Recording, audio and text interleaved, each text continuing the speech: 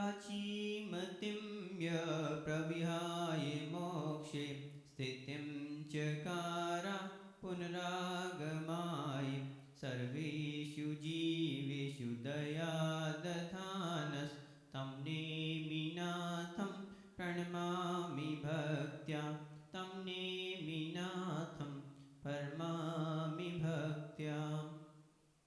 गुरु अरहत गुरु सिद्ध गुरुराचार्य पाठका गुरु साक्षात् परम साधु तस्मै श्री गुरुवे नमः तस्मै श्री गुरुवे नमः तस्मै श्री विराग गुरुवे नमः। ये बोलिए अनंतानंत सिद्ध परमेष्ठी भगवान की, ये बोलिए 2400 तीर्थंकर भगवान की, देवादिदेव श्री नेमिनाथ भगवान की, ये बोलिए गंधर्व देव की, ये बोलिए परम पूज्य आचार्य गुरुवर विमल सागर जी मामुनि राज की, परम पूज्य आचार्य श्री विराग सागर जी मामुनि राज की, पट्टाचार्य श्री विशुद्ध सागर जी महाराज की, शमनाचार्य श्री विनिश्चय सागर जी मामुनि राज की, 3 कम 9 कोट मुनि राजों की। बोलिए पूज्य मुनि श्री 108 संस्कार सागर जी महाराज की। बोलिए पूज्य मुनि श्री 108 कौशल सागर जी महाराज की। Dear all, bowing to the pure feet of Param Pujya Ganacharya Guruvar Shri Virag Sagar Ji Maharaj, on the occasion of Guru Purnima, I would like to start my speech. Guru Purnima के इस पावन अवसर पर परम पूज्य मम दीक्षा प्रदाता गणाचार्य गुरुवर श्री विराग सागर जी महामुनिराज के चरणों में बारंबार नतमस्तक होते हुए उनको बारंबार स्मरण करते हुए अपनी बात को कहूँगा। Our discussion was going on regarding what is religion, what is its nature, how we can adopt the religion in our life. And in this regard, we see that a lot of definitions are available in various shastras, and we also discussed some of them like Vattu Sahavo Dhammo, Jivanam Rakhanam Dhammam, and so on.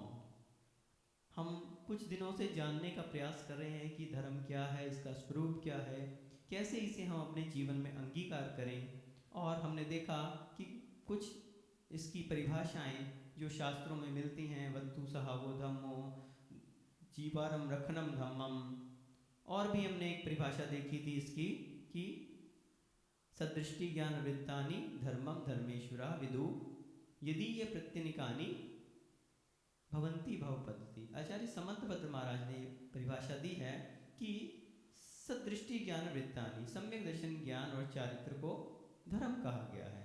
और इसी पे हमारी चर्चा चल रही थी, जिसमें हमने देखा कि सम्यक दर्शन जो प्रथम सीढ़ी है धर्म की, और धर्म की प्रथम सीढ़ी को जब हम प्राप्त करते हैं तो हम देखते हैं कि जब तक हमारे अंदर संस्कारों का आरोपण नहीं हुआ तब तक हम जैन कहलाने के भी अधिकारी नहीं हैं।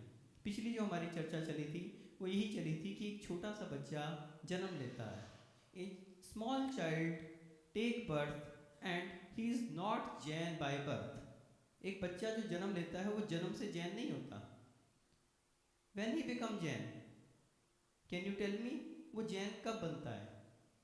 When he becomes 45 days old and you took him to the religious gurus and he give them blessings, only then he becomes the Jain. एक छोटा सा बच्चा जो 45 दिन का हो गया और आप उसे गुरुओं के समक्ष लेके जाते हो, गुरुदेव उस पर संस्कारों का आरोपण करते हैं। क्या करते हैं? संस्कारों का आरोपण करते हैं।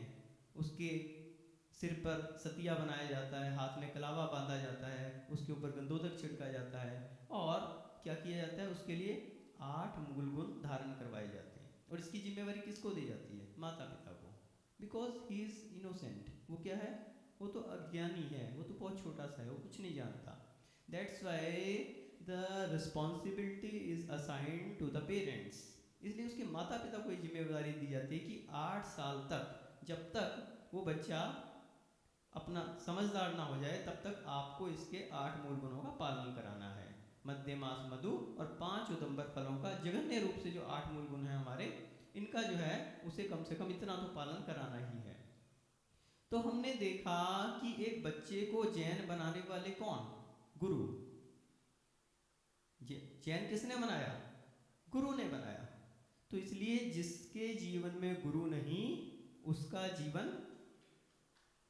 यानी जब तक आपके जीवन में गुरु नहीं है तब तक आपका जीवन की शुरुआत भी नहीं हुई, आप जैन कहलाने के अधिकारी भी नहीं हुए। हमारे जीवन में गुरु का इतना बड़ा महत्व है। हमने परसों बात की थी 8 मूल गुणों की, मध्यमास मधु त्याग करवाने की, 5 उदंबर फल त्याग कराने की। इसके विषय में हमने डिटेल में चर्चा भी की थी। जिनका त्याग गुरु करवाते हैं, गुरु की साक्षी में जो त्याग किया जाता है उसी का महत्व होता है। आप अपने आप से कोई त्याग ले लो, उसका इतना महत्व नहीं है। महत्व किसका है? गुरु का। गुरु शब्द 2 शब्दों से बना है, गु और रु। यानी जो गुरु का अर्थ क्या होता है? जो भारी होते हैं। गुरु का अर्थ क्या होता है? भारी। तो जिनमें वजन है, जो वजनदार हैं, जिनकी बात का आपके ऊपर वजन पड़े, वो क्या है? वो गुरु हैं। तो ऐसे गुरु होते हैं जो हमारे जीवन में धर्म की शुरुआत कराते हैं, हमें धार्मिक संस्कार देते हैं। और यदि हमारे जीवन में धार्मिक संस्कार नहीं है तो हम सही पथ पे नहीं जा सकते। गुरु का हमारे जीवन में इतना महत्व है कि आप जो कुछ भी धार्मिक क्रियाएं करते हैं उनको सही मार्गदर्शन गुरु से ही मिलता है। अन्यथा व्यक्ति यदि अपने आप से करने लग जाए तो बहुत कुछ, भैया थोड़ा पीछे से कर लीजिए, तो बहुत सारी ऐसी चीज़ें हैं जिनके विषय में हमें अबोध होते हैं, हमें पूरा ज्ञान नहीं होता। गुरु ही हमें सही बोध कराते हैं। तो इसलिए प्रत्येक व्यक्ति को जीवन में गुरु जरूर बनाना चाहिए। और गुरु कितने प्रकार के होते हैं? कोई बता सकता है गुरु कितने प्रकार के होते हैं? गुरु अनेक प्रकार के होते हैं। एक गुरु वो होते हैं जो सामान्य गुरु होते हैं। सामान्य गुरु कौन होते हैं? जितने भी दिगंबर गुरु हैं, जितने भी दिगंबर संत हैं, वे सभी क्या हैं? वे गुरु हैं। ज्ञान ध्यान तपोरता तपस्वी प्रशस्यते। तो जितने भी ढाई द्वीप में जितने भी पिछीधारी दिगंबर संत हैं, वे क्या हैं? वे गुरु हैं। क्यों? गुरु भक्त्या वयम सार्ध दीप द्वितीय वर्तिना वंदाहम त्रिसंख्योन नवकोटि मुनीश्वरान। देखिए कितनी अच्छी बात यहाँ पे मंगलाचरण में कही गई है। यानी गुरु भक्त्या वयम सार्ध, वयम यानी हम सब, वयम यहाँ पे बहुवचन का प्रयोग है, अहम आवाम वयम। संस्कृत जानते हैं आप लोग? नहीं जानते, थोड़ी थोड़ी जानते हैं। अभी लोग आप बोल रहे थे कि आप इंग्लिश सुना के परेशान करते हो, हमने कहा आज संस्कृत सुना के परेशान करेंगे। तो गुरु भक्त्या वयम सार्ध, हम सभी गुरु को भक्ति से नमस्कार करते हैं। और कितने गुरुओं को? गुरु भक्त्या वयम सार्ध दीप द्वितीय वर्तिना। सार्ध, स और अर्ध, स यानी सहित और अर्ध यानी आधा। स यानी सहित और अर्ध यानी आधा। द्वीप द्वितीय यानी 2 द्वीप, 2 सहित आधा, कितने हो गए? 2.5 हो गए ना। तो 2.5 द्वीप के कितने? वंदा हम त्रिसंख्योन, संख्य ओन, त्रिसंख्य ओन, 3 संख्या कम, ऊन यानी कम। ऊन का मतलब समझते हैं? ऊन यानी कम। जैसे आप पढ़ते हैं ना 29, 29 का क्या अर्थ है? 30 में 1 कम। 49 तो 50 में 1 कम। 69 70 में 1 कम। तो उनका अर्थ क्या होता है? कम। तो त्रिसंख्योन, 3 कम नव कोटि मुनीश्वरा, 3 कम 9 करोड़ मुनि 2.5 द्वीप में जो हैं उनको भक्ति पूर्वक, और कौन सी भक्ति? गुरु भक्ति पूर्वक वंदा में, मैं नमस्कार करता हूँ। तो जितने भी 2.5 द्वीप में 3 कम 9 करोड़ मुनिराज हैं, और 3 कम 9 करोड़ में कौन कौन आ जाते हैं? आप नमोकार मंत्र पढ़ते हैं? नमो अरिहंतानम, नमो सिद्धानम, नमो आयरियानम, नमो उवज्जायनम, नमो लोए सव्यसाउन। कितने पद हैं? 5 पद हैं। इन 5 पदों में से 4 पद 3 कम 9 करोड़ में आ जाते हैं, 4 आ जाते हैं, 3 नहीं आते। आचार्य उपाध्याय साधु नहीं आते, अरिहंत भी इसमें आ जाते हैं। और एक दृष्टिकोण से देखें तो सिद्ध भी आ जाते हैं।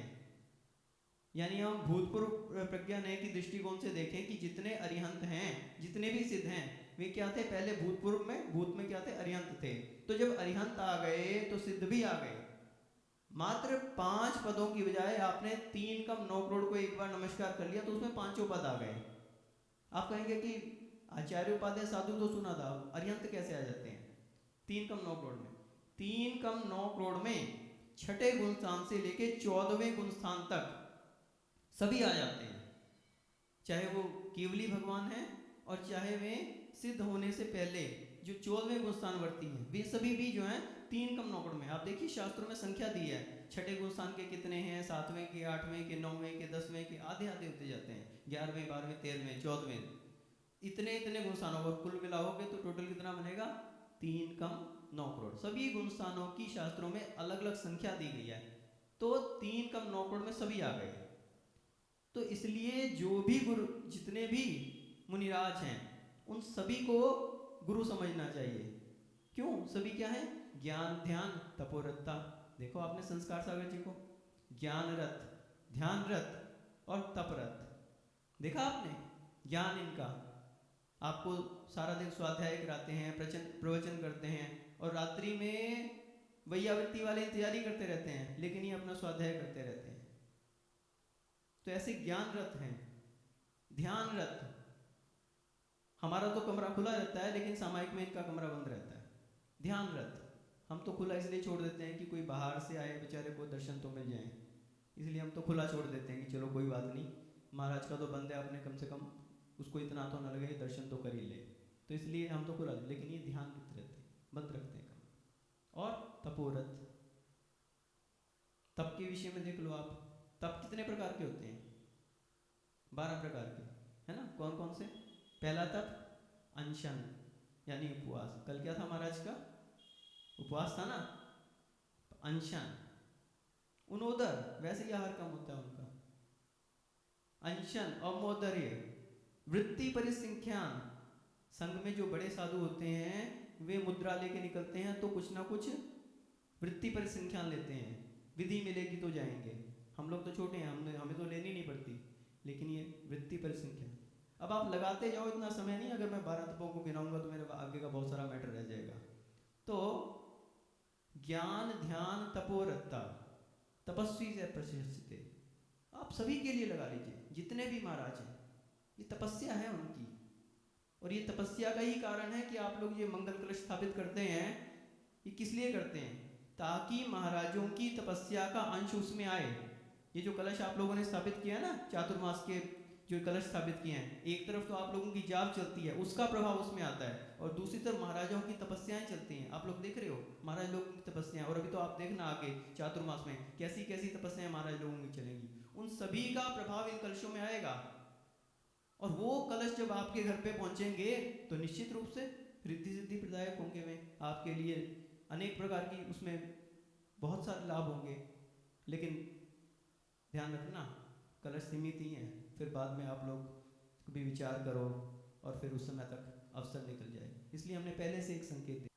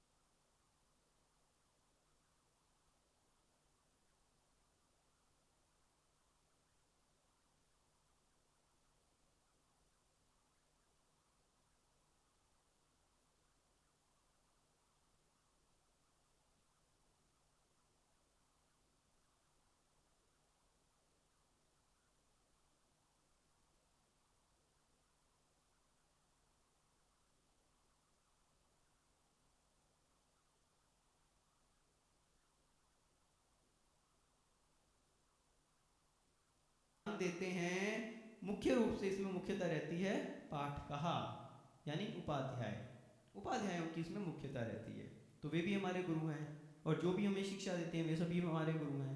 और तीसरे जो सबसे महत्वपूर्ण गुरु होते हैं वो कौन होते हैं? दीक्षा प्रदाता, जिनसे हमने दीक्षा ली है या जिनको हमने अपने जीवन में अभी दीक्षा नहीं भी ली तो गुरु के रूप में स्वीकार किया है। तो जो दीक्षा प्रदाता गुरु होते हैं वे विशेष गुरु होते हैं, या जिनके लिए हमने गुरु स्वीकार किया है वे विशेष गुरु होते हैं, और उनके लिए भावुकता में नहीं गुरु बनाया जाता। कई लोग मिले हुए अभी 4 दिन हुए नहीं, महाराज आपको गुरु बनाना है। कभी भी भावुकता में, सब लोग ध्यान से सुन लेना, कभी भी भावुकता में गुरु नहीं बनाना चाहिए, परखना चाहिए। गुरु भी आपको परखते हैं और आप भी गुरु को, वास्तव में आप गुरु को नहीं परखते, आप अपनी पात्रता को परखते हैं कि मैं इनके शिष्य बनने के लायक हूँ या नहीं। तो अपनी पात्रता को परखा जाता है, उसके लिए थोड़ा समय लगता है, कभी भावुकता में नहीं आना चाहिए। लेकिन जब गुरु बना लिया तो पूरा पूरा समर्पण कर देना चाहिए। क्या कर देना चाहिए? समर्पण। फल समर्पण का ही है। यदि आपका समर्पण सच्चा है तो ही आपको गुरु भक्ति का फल मिलेगा। लोग कह रहे थे, पूछ रहे थे, गुरु भक्ति में क्या समर्पित करें, महाराज के लिए आज क्या गिफ्ट दें? सो हमने कहा हम तो कहेंगे कि अपने आप को ही समर्पित कर दो, इससे बड़ा गिफ्ट कोई और क्यों। एक कथानक आता है छोटा सा। एक बार एक शिव पिंडी थी, एक मंदिर था, शिव पिंडी उसके अंदर थी। तो एक पुजारी जो है वहाँ पे रोज जाता था, फल चढ़ाता, फूल दूध वगैरह चढ़ाता था। एक बार बहुत तेज बारिश हो रही थी, जैसे आपके यहाँ बारिश का मौसम चल रहा है ना, तो बहुत तेज बारिश हो रही थी, और इतनी तेज बारिश, सारी रात बारिश चली, और वहाँ पे नदी थी, नदी में बीच में वो मंदिर था, तो वहाँ पे पूरी नदी का भी जो है उफान आया हुआ था। अब पुजारी बेचारा सोच में था कि क्या करें, आज तो कैसे पहुँचेंगे मंदिर में, आज तो बहुत पानी, नदी जो है पूरे अपने वेग पे है, कैसे करेंगे। इतने में एक चोर सोचता है वहाँ पे कि आज अच्छा मौका है, ये शिव जी का मंदिर है, बहुत सारे भक्त यहाँ पे जाते हैं, बहुत कुछ चढ़ाते हैं, क्या मालूम क्या कुछ चढ़ाते हों, आज यहाँ पे कोई नहीं गया, आज अपना काम यहाँ पे आराम से हो सकता है। उसने आप देखा ना ताव, और तैरना वो जानता ही था, नदी में छलांग लगाई और तैर के मंदिर में पहुँच गया। अब वो बेचारा पहुँच तो गया, लेकिन वहाँ पे देखता है कि क्या लेके जाऊँ, वहाँ तो कुछ भी नहीं मिल रहा है ऐसा। अब शिव मंदिर है, वहाँ पे तो लोग आए, पानी चढ़ाया, दूध चढ़ाया, और अगले दिन सफाई हो गई, अब क्या मिलेगा वहाँ पे। बेचारे ने बहुत प्रयास किया, इधर देखा उधर देखा, अब क्या करें। अब उसे कुछ नहीं सूझा, तो उसने ऊपर देखा, शिव पिंडी के ऊपर क्या रखा है, एक वो सुराखदार घड़ा लगा देते हैं वहाँ पे, उस पर एक एक बूंद जो है ना शिव पिंडी पे गिरती रहती है, आपने देखा होगा शिव पिंडी में। तो वो घड़ा पीतल का अच्छा बड़ा घड़ा था, तो उसने कहा कि ये चीज़ अच्छी है, बस ये मेरे काम आ जाएगी, कुछ दिन के लिए तो मेरा काम चलेगा, इतना बड़ा पीतल का घड़ा है, और तो यहाँ पे कुछ है ही नहीं, ना कोई बर्तन, ना कोई भांडे, ना कोई सोना चांदी, कुछ भी नहीं है, चलो ये पीतल का घड़ा ही अपन जो है ले जा रहे हैं, और कुछ नहीं है तो इसे ही लेके चल रहे। अब वो थोड़ी ऊंचाई पे था, अब वो कैसे उतारें इसको, वहाँ पे कोई ऐसी चीज़ भी नहीं, उसको मेज वेज मिल जाए चलो उस पर चढ़ जाए, वो कुछ भी नहीं था वहाँ, अब क्या करें। तो अब उसको कुछ नहीं सूझा, तो उसने कहा कि अब शिव पिंडी पे चढ़ के उतारना पड़ेगा इसको। तो अब उसने, पहले डर भी लगा उसको कि शिव पिंडी पे पैर रखूँ तो अच्छी बात नहीं है, लेकिन उसने कहा कि अब कोई उपाय भी नहीं है, तो उसने हिम्मत बनाई और वो शिव पिंडी पे चढ़ा, और जैसे ही वो घड़ा उतारने लगा तभी शिव जी प्रकट हो गए, यानी देवता जो थे वहाँ के रक्षक देवता प्रकट हो गए शिव जी के दूत के रूप में। अब वो घबरा, अरे अरे भगवान क्षमा कर दो, क्षमा कर दो, बहुत बड़ी गलती होगी मेरे से, बहुत बड़ी गलती होगी, क्षमा कर दो, क्षमा कर दो, आगे से ऐसी गलती नहीं, कान पकड़ता हूँ मैं तो कभी नहीं करूँगा, आप क्षमा कर दो। वो देवता बोला, भैया क्यों घबरा रहा है, मैं तो तुझे वरदान देने के लिए आया हूँ। अब उसे लगा कि शायद मेरी खिल्ली उड़ा रहे हैं, नहीं नहीं भगवान क्षमा कर दो, मैं दोबारा कभी गलती नहीं करूँगा, मैं चोरी करना भी छोड़ दूंगा, आप तो मेरे को क्षमा कर दो, मेरे बाल बच्चे हैं, आप तो थोड़ा सा मेरे को करना दृष्टि करो। बोले नहीं नहीं बेटा घबरा नहीं तुम, मैं तो तेरे को वरदान देने के लिए आया हूँ, शिव जी तुमसे बहुत प्रसन्न है। अब ये सब बातें उनकी चली रही थी, इतने में पुजारी भी, बारिश थोड़ी शांत होगी, नदी थोड़ी सी उसमें आ गई, तो पुजारी भी जैसे तैसे कर कर आके मंदिर में पहुंच गया, और उसने वो संवाद सुना कि आज तो शिव जी के देवता प्रकट हुए हैं और वरदान देने की बात कर रहे हैं। तो वो तुरंत आगे पहुंच गया, क्या बोला, बोले कि ये कौन है, ये तो, बोले पता लगा उसको ये चोर है, चोरी करने आया था। बोले आप इसको वरदान देने की बात करें तो चोरी करने आया, वरदान तो मुझे मिलना चाहिए। मैं देखो कितना बूढ़ा हो गया हूँ, 50 साल से पिछले इस मंदिर में आ रहा हूँ, भगवान के ऊपर जो है मैं जल चढ़ाता हूँ और चंदन चढ़ाता हूँ और नैवेद्य चढ़ाता हूँ और फल फूल आदि सब कुछ चढ़ाता हूँ, प्रतिदिन भगवान की पूजा करता हूँ, सेवा करता हूँ, यहाँ की सारी रख रखाव करता हूँ, 50 साल मेरी जिंदगी निकल गई इसके लिए, और आप कह रहे हो कि वरदान इसी। बोले हाँ, वरदान तो पहले इसी को मिले। बोले ऐसा कैसा न्याय? बोले नहीं, वरदान तो पहले इसी को मिलेगा। बोले क्यों, आप बताओ तो सही। वरदान पहले मुझे मिलना चाहिए, मैं इतना कुछ चढ़ाता हूँ, यहाँ पे आपकी सेवा करता हूँ, पहले मुझे वरदान। बोले नहीं, वरदान पहले इसी को मिलेगा। बोले क्यों? बोले मान लिया तू जल चढ़ाता है, चंदन चढ़ाता है, फूल चढ़ाता है, फल चढ़ाता है, लेकिन ये तो खुद ही चढ़ गया। कहने का अर्थ यह है कि जब जो व्यक्ति खुद चढ़ जाता है तो फिर कुछ भी चढ़ना बाकी नहीं रहता। समर्पण ऐसा होता है, समर्पण में व्यक्ति स्वयं को समर्पित कर देता है, और जब स्वयं का समर्पण हो जाता है तो कुछ भी चढ़ाना बाकी नहीं रहता। अभी समर्पण कैसे करें, कैसे करेंगे समर्पण? लोग बहुत सारे कहते हैं कि भावना तो बहुत होती है हमारी, भगवान निकल चले इस संसार से, लेकिन फंसे हुए हैं इस संसार में, कैसे गुरु को अपना समर्पण कर दें? तो बंधुओं, जरूरी नहीं है कि आप घर बार छोड़ के गुरु के पास पहुंचो और दीक्षा लो तभी समर्पण कहलाएगा। समर्पण यदि करना है तो अपनी सोच का समर्पण करो। किसका समर्पण करो? सोच का। आप ये सोचो कि मेरी सोच से बड़ी किसकी सोच है? गुरु की सोच है। मेरी सोच से बड़ी गुरु की सोच है, तो आपके लिए उससे अधिक उपलब्धि होगी। यदि हम अपनी सोच को बड़ी सोचते हैं तो उपलब्धि कम है, लेकिन गुरु की सोच को जो बड़ी सोच लेता है तो उसको उपलब्धि अधिक मिलती है। ये सोच का कमाल है, क्योंकि स्वयं बुद्धि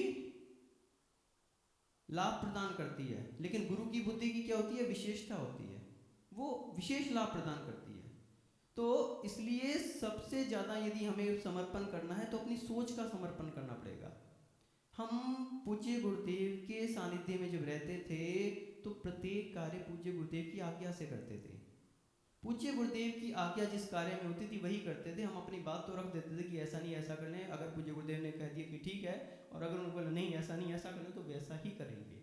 हमने अपनी सोच का समर्पण किया, और जिसने सोच का समर्पण कर दिया बंधुओं, निश्चित रूप से उसे जीवन में हर उपलब्धि मिलती है, और गुरु के सानिध्य में रह के ये सब उपलब्धियाँ मिलती हैं। इसलिए गुरु पूर्णिमा पे हम सभी को इस बात का ध्यान रखना चाहिए कि गुरुओं के लिए हमें अपनी सोच का समर्पण करना है, तो हमें उपलब्धि मिलेगी। और आपको एक और बात बताएं, ये जो आप लोगों को 2 महाराजों को चातुर्मास मिला है ना, ये वास्तविकता में गुरु अनुकंपा ही है। गुरु की ही अनुकंपा से ये चातुर्मास मिला है। ये मत सोच लेना कि आप लोगों का जो पुरुषार्थ था वो था, लेकिन आपको जो 2 महाराजों का चातुर्मास मिला है इसमें गुरुओं का ही मेन योगदान है। बताएं कैसे? हमने ये भाव बनाया था, इंदौर तक हम मेन संघ में थे, उसमें हमने ये भाव बनाया था कि हमें अपना ही संघ बनाना है। बिल्कुल हमारा क्लियर भाव था, कोई भी हमारे लिए सोचने का वो नहीं था कि किसी संघ में हम जो है शामिल होंगे। हमें तो यही था कि अपना ही संघ बनाना है।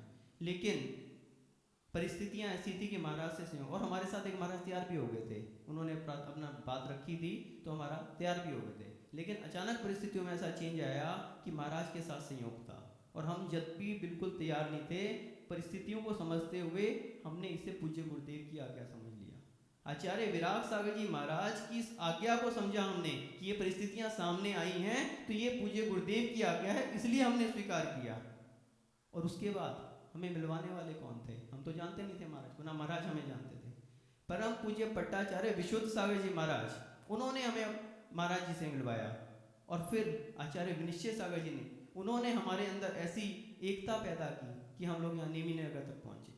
तो ये जो चातुर्मास आपके लिए मिला है ये एकमात्र गुरुओं की देन है, और इस चातुर्मास को ऐसे ही नहीं खो देना। ये चातुर्मास बहुत आपके लिए बहुत मुश्किल से मिला है, तो इस चातुर्मास में हमें उपलब्धियां होनी चाहिए, हमें इसमें कुछ ना कुछ प्राप्त करना है, बुराइयों को छोड़ना है, क्योंकि जहाँ बुराइयां रहती हैं वहाँ पे कोई उपलब्धियां नहीं हो पाती। इसलिए बुराइयों को छोड़ना है, अपने अंदर एक दूसरे को प्रोत्साहन देना चाहिए हमें, एक एक एकता की भावना अपने अंदर आनी चाहिए। ऐसा नहीं कि अपन कोई जो व्यक्ति कार्य करता है उसके लिए हमें प्रोत्साहन देना चाहिए।